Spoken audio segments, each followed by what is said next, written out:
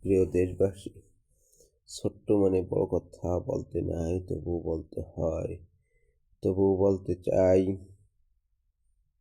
বাংলাদেশে বর্তমান সরকার নির্বাচন কমিশনার থেকে নির্বাচনের একটা তারিখ দিয়েছে যে 12ই ফেব্রুয়ারি 2026।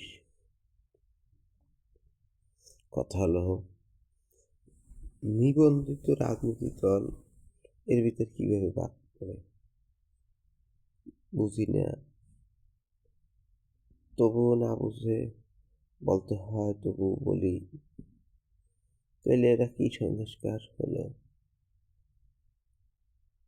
যে বিগত সরকার আওয়ামী লীগের সময় শুধু যারা কাজ করত তাদের পক্ষে তাদেরকে নিয়ে নির্বাচন করা হতো, আর যারা বিরোধী করত তাদেরকে রাজনীতি বা নির্বাচনে নেওয়া হতো না। আমি কি একই খেলায় মেতে উঠেছে? এদেশের জনগণ কোনোদিন কাউকেই ক্ষমা করবে না। এই কোন দেশে আমার জন্ম? শুনেছিলাম সকল দেশের রানী এ আমার জন্ম। এখন আমি দেখছি বিশ্বের ভিতরে সবচেয়ে খারাপ জাতি আমরা বাঙালি জাতি। রয়েছে এর ভিতর হানাহানি, রয়েছে কাটাকাটি, বিশ্বের আর কোথাও নেই। রয়েছে ঠকাঠকি, রয়েছে ঠাপাঠাপি। এ কোন জাতি?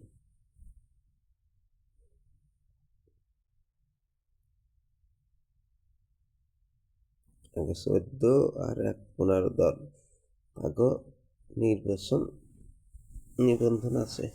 আছে জমি আছে চাষ, নাই জমি নাই চাষ। এই নাকি বাংলাদেশের নিয়ম নীতি?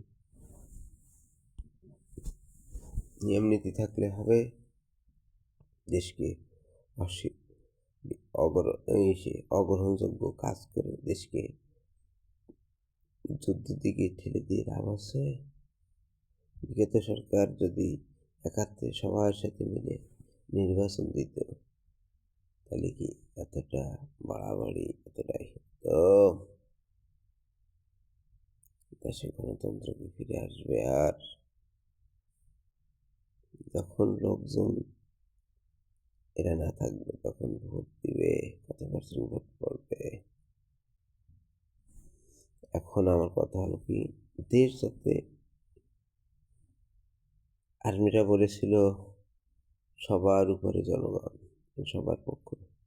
আমি তাদের পক্ষেই করবো যে আপনারা আপনাদের দায়িত্ব পালন করবেন নিঃস্বার্থে, কোনো ব্যক্তি বা গোষ্ঠীর পক্ষে নয়।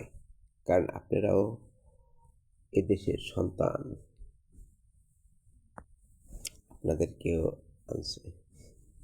আরে ভুল করেছে, ভুল করে তো গুল খেয়েছে, তাদের তাক্কাল তো আল্লাহ, আল্লাহর উপর ভরসা করতে হবে। খোদা হাফেজ।